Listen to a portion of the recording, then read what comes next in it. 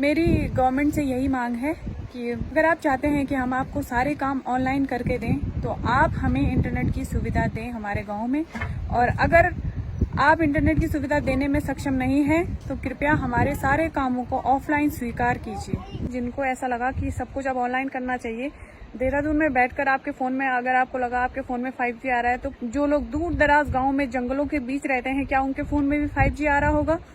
और इस तरह से आपने योजनाएं बनाई, तो मुझे ऐसा लगता है कि जब आप किसी क्षेत्र के लिए कोई फैसला ले रहे हैं तो वहाँ की कंडीशन को देखते हुए लीजिए, क्योंकि यहाँ अब भी नेटवर्क नहीं आ रहे हो और आप चाहते हैं कि हम सारे काम आपको ऑनलाइन करके दें। हेलो एवरीवन, नमस्ते, मैं हूँ वीरा रावत और ये है मेरा खूबसूरत सा गांव और मैं हूँ इस गांव की प्रधान। और आज मैं आप लोगों के सामने एक बहुत ही ज़्यादा इम्पोर्टेंट टॉपिक के बारे में बात करने वाली हूँ और मैं चाहती हूँ कि आप लोग इसमें मेरी मदद करें। मेरे गांव का नाम है मरोड़ा, जो कि थलीसैंण ब्लॉक में आता है।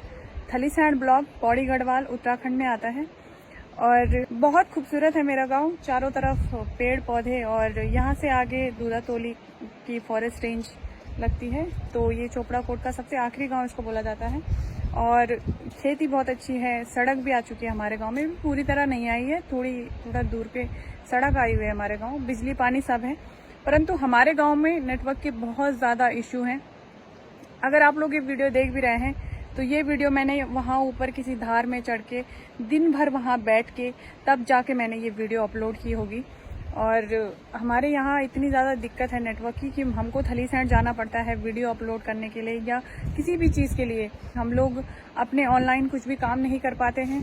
हमें अगर गांव में मेडिकल इमरजेंसी आती है तो हम एम्बुलेंस को कॉल नहीं कर पाते हैं।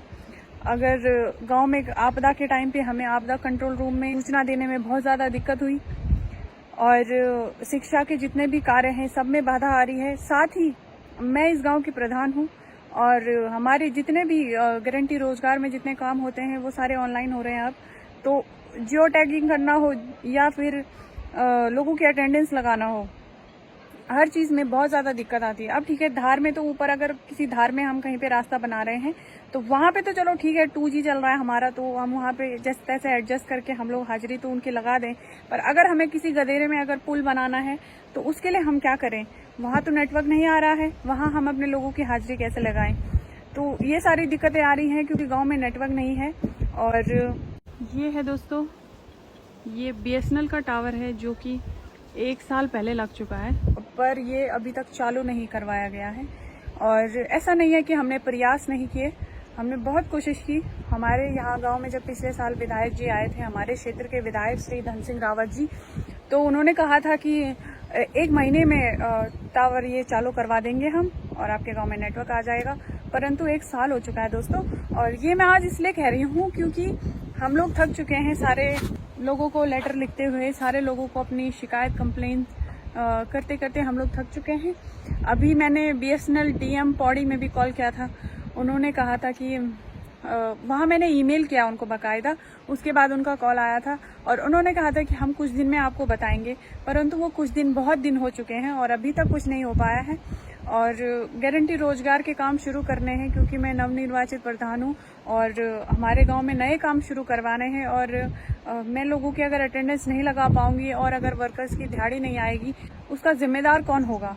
और मैं चाहती हूँ कि आप लोग इस वीडियो को शेयर करें, क्योंकि जब अधिकारी और बड़े बड़े नेता जब हमारी बात नहीं सुनते हैं तो हमें आम जनता के सामने अपनी बातें रखनी होती हैं। मुझे ऐसा लगता है कि जिनको ये लगा कि हमको डिजिटल इंडिया बनाना है और जिनको ऐसा लगा कि सब जगह हम अब ऑनलाइन काम करवाएंगे, सब जगह सबकी वर्कर्स की हम हाजिरी ऑनलाइन लगाएंगे, जियो टैगिंग होगा, ये सब होगा, तो क्या उनको इस चीज़ का विश्वास था कि वो पूरे देश के कोने कोने में नेटवर्क पहुँचाने में सफल हो चुके हैं?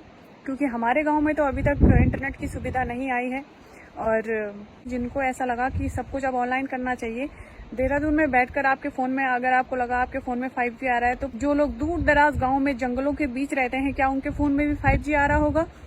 और इस तरह से आपने योजनाएं बनाई, तो मुझे ऐसा लगता है कि जब आप किसी क्षेत्र के लिए कोई फैसला ले रहे हैं तो वहाँ की कंडीशन को देखते हुए लीजिए, क्योंकि यहाँ अब भी नेटवर्क नहीं आ रहे हैं और आप चाहते हैं कि हम सारे काम आपको ऑनलाइन करके दें। शिक्षा हमारी प्रभावित हो रही है, हमारे लोगों की मेडिकल कंडीशन कभी ख़राब हो तो हम लोग आगे संपर्क नहीं कर पा रहे हैं, कभी कोई आपदा आ गई तो हम आगे नहीं बात कर पा रहे हैं, सब कुछ हमारे विकास के कार्य सारे ऑनलाइन होंगे तो वो सब कैसे होगा। मेरी सिर्फ आप सभी से ये गुजारिश है कि आप सभी इसको टैग कीजिए, इस वीडियो को शेयर कीजिए ताकि वो हमारी मदद कर सकें। और हो सकता है कि उनको हमारा ईमेल नहीं दिख रहा होगा, हो सकता है तब जाके वो हमारा ईमेल चेक करेंगे। तो दोस्तों ऐसी स्थिति है और इस चीज़ के ऊपर मुझे लगता है कि सोशल मीडिया आजकल के ज़माने में ऐसी चीज़ है जो हमारी इस काम में सबसे ज़्यादा मदद कर सकती है। तो इसीलिए मैं आज आप सबके सामने आई हूँ अपनी बात रखने के लिए। मेरी गवर्नमेंट से यही मांग है कि अगर आप चाहते हैं कि हम आपको सारे काम ऑनलाइन करके दें तो आप हमें इंटरनेट की सुविधा दें हमारे गांव में। और अगर आप इंटरनेट की सुविधा देने में सक्षम नहीं हैं तो कृपया हमारे सारे कामों को ऑफलाइन स्वीकार कीजिए। बस मेरी यही मांग है। मैं चाहती हूँ कि आप सभी इसमें मेरी सहायता करें और इस वीडियो को उन लोगों तक पहुँचाइए जो हमारे गांव की इस स्थिति को सुधारने में हमारी मदद कर सके और जो हमारी बात को आगे पहुंचा सके, क्योंकि हम लोग इनको लेटर लिख के इनसे बात करके इनको कॉल करके अब थक चुके हैं। दोस्तों BSNL से भी मैं कहना चाहूंगी, अगर आप अपने इस टावर को चालू करने में सक्षम नहीं है तो कृपया हम यहाँ किसी और नेटवर्क को, किसी और कंपनी को अप्रोच करना चाहेंगे कि आप कृपया अपना टावर लगाएं हमारे गांव में। एयरटेल, वोडाफोन, जियो, आप कृपया अपना टावर लगाएं हमारे गांव में, क्योंकि हमें इंटरनेट की बहुत ज्यादा आवश्यकता है। हमारे गांव में 500 से भी अधिक फोन हैं जिनमें नेटवर्क नहीं आते हैं बिल्कुल भी, और हमें कहीं संपर्क करना है, कॉल करना है या फिर वीडियो अपलोड करनी है तो हमें वहां उस पहाड़ पे चढ़ के वहां दिन भर बैठे रहेंगे, तब जाके हमारी एक वीडियो अपलोड होती है और तब जाके हम अपनी बातें कर पाते हैं आगे। तो कृपया हमारे इन रूरल एरियाज को भी ध्यान में रखकर आप कृपया इस पर योजनाएं बनाएं और या तो हमारे काम को ऑफलाइन स्वीकार कीजिए या फिर हमें इंटरनेट की सुविधा दीजिए। धन्यवाद। मुझे उम्मीद है कि आप सभी मेरी इसमें सहायता करेंगे और जिन लोगों को मेरी बात से ठेस पहुंची होगी उनसे मैं माफ़ी चाहती हूं, परंतु हमारी ये जो प्रॉब्लम है ये बहुत ज़्यादा जेन्युइन है और मैं चाहती हूं कि इस पर आप गहराई से विचार विमर्श करना बहुत ज़्यादा आवश्यक है। धन्यवाद।